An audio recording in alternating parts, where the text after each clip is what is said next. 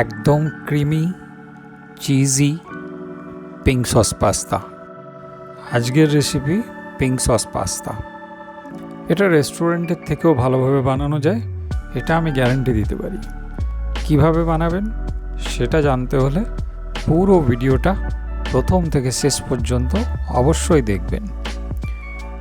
এই pink sauce পাস্তাটা actual combination of red sauce and white sauce, মানে white sauce আর red সসকে mix করে pink সসটা তৈরি করা হয়।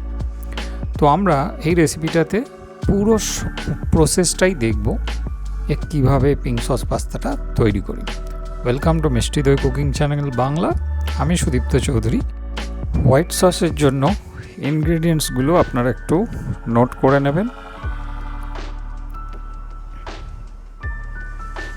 আর রেড সসের এই ইনগ্রেডিয়েন্টসগুলো লাগবে। আমি মোটামুটি 3টে পোর্শনের জন্য এগুলোকে রেখেছি, সেই অনুযায়ী আপনারা চেঞ্জ করে নিতে পারেন। তাছাড়া এই ইনগ্রেডিয়েন্টসগুলো আরও লাগবে। এবার চলুন আমরা প্রিপারেশনটা করে নিই। প্রিপারেশনে প্রথমে আমি টমেটোগুলোকে একটুখানি ব্লাঞ্চ করে নেব। একটা পাত্রে কিছুটা গরম জল নিয়ে নেব। গরম জল মানে ফুটন্ত জল। তার মধ্যে টমেটোগুলোকে ওপর থেকে একটুখানি হালকা চিড়ে ফেলে দেবো, দিয়ে 5 মিনিট একটু ফুটিয়ে নেব। তারপরে সঙ্গে সঙ্গে সেটাকে একদম ঠান্ডা জলে দিয়ে দেবো এবং সঙ্গে সঙ্গেই আমরা খোসাগুলোকে একদম ডিসকার্ড করে দেবো। এখানে আপনি খোসা শুদ্ধ বা বীজ শুদ্ধ যদি কাজ করেন তাহলে তাতে টমেটোর রঙে একটু ফারাক হয়, সেই জন্য আমি সমস্ত বীজ আর খোসা দুটোকেই আমি এখানে বাদ দিয়ে দিয়েছি।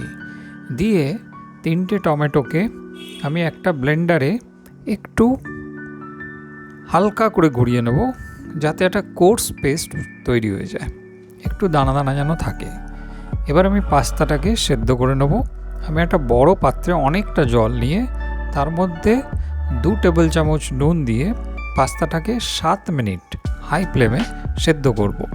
এখানে আল দান্তে এই ব্যাপারটাকে যদি বোঝাতে যাই তাহলে কিন্তু অনেকেই সেটা বুঝতে নাও পারেন, সেই জন্য 6 থেকে 7 মিনিট বয়েল করলে মোটামুটি পাস্তা সেদ্ধ ভালোভাবে হয়ে যায়। এবার পাস্তার কোয়ালিটির ওপরেও সেটা অবশ্যই ডিপেন্ড করে। সুতরাং 5 থেকে 7 মিনিটের মধ্যে আপনি মোটামুটি পাস্তাটাকে সেদ্ধ করে নিতে পারেন। এবার সেগুলো সেদ্ধ হয়ে গেলে আমি একটা পাত্রে তুলে সাইডে রেখে দেবো একটু তেল মিশিয়ে। এবার রেড সস পাস্তাটা তৈরি করে নিয়ে একটা প্যানে আমি তেলটা প্রথমে দিয়ে দেবো। তার মধ্যে পেঁয়াজ কুচি, একদম কুচি করে যে পেঁয়াজটাকে আমি রেখেছিলাম সেই পেঁয়াজটাকে দিয়ে হালকা ফ্রাই করব। মনে রাখবেন এই সময় কিন্তু আমি কখনোই ফ্লেমটাকে হাই রাখবো না, ফ্লেমটা যে কোনো সস তৈরি করতেই লো ফ্লেমে তৈরি করব। পেঁয়াজটাকে হালকা নেড়েচেড়ে নেব 1 মিনিট।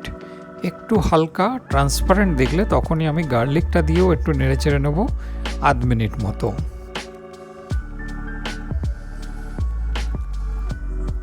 এবার যে টমেটোটা ক্রাশ করে রেখেছিলাম সেইটা আমি দিয়ে দেবো।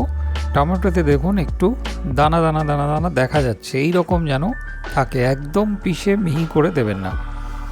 তারপরে আমি অল্প একটু নুন মিশিয়ে নেব পরিমাণ মতো এবং একটু নেড়েচেড়ে ওটাকে ভালোভাবে মিশিয়ে দেব।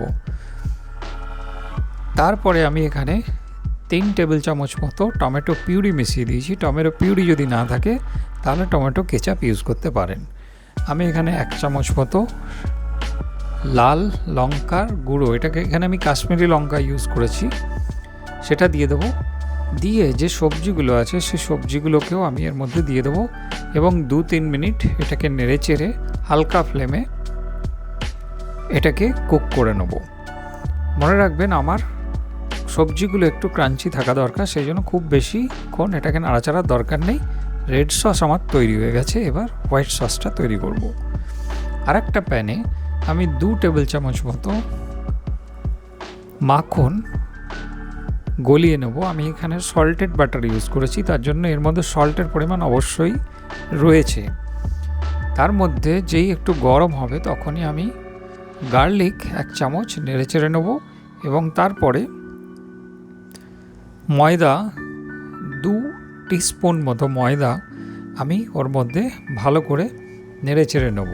দেখুন হালকাভাবে যখন ফেনা ফেনা হতে শুরু করবে তখন জানবেন যে আপনার ময়দাটা কুক হয়ে গেছে। এই অবস্থায় আপনাকে দুধটা দিয়ে দিতে হবে। দুধটা যদি হালকা একটু গরম থাকে খুবই ভালো হয়। আমি ভালো করে নেড়ে নেব এবং নাড়তে নাড়তেই দেখবেন যে কনসিস্টেন্সিটা একটু ঘন হতে শুরু করেছে। এবং মনে রাখবেন এই সময় কিন্তু আঁচ ভীষণ লো ফ্লেমে আছে। নেড়ে নিলাম, নেওয়ার পরে আমি একটুখানি লবণ আর গোলমরিচের গুঁড়ো মিশিয়ে ওটাকে আমি এর মধ্যে দিয়ে ভালো করে মিশিয়ে নেব। আমি লবণটাকে গোলমরিচের গুঁড়োর সঙ্গে একটু মিশিয়ে দিয়েছি, অল্প পরিমাণ 2 চিমটি লবণ আমি এখানে ইউজ করেছি, যেহেতু আমি সল্টেড বাটার ইউজ করেছি। এরপরে যে চিজটা ইউজ করছি তার মধ্যেও সল্ট আছে, সেই জন্য সল্টের পরিমাণটা আপনারা একটু ভেবেচিন্তে দেবেন, পরে দিলে ভালো হয়। আমি এখানে একটুখানি চিজকে গ্রেট করে দিয়ে দিলাম এবং সেটাও মিশিয়ে দেবো। দেখুন আমার হোয়াইট সসটাও কিন্তু রেডি হয়ে গেছে।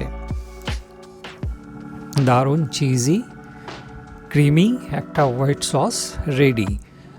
ফ্লেম কিন্তু একদম লোতে।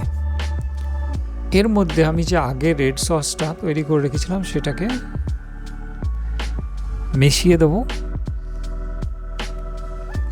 দেখুন আস্তে আস্তে আমি এটাকে মিশিয়ে নেব। দেখুন আমার পিঙ্ক সস তৈরি হয়ে গেছে।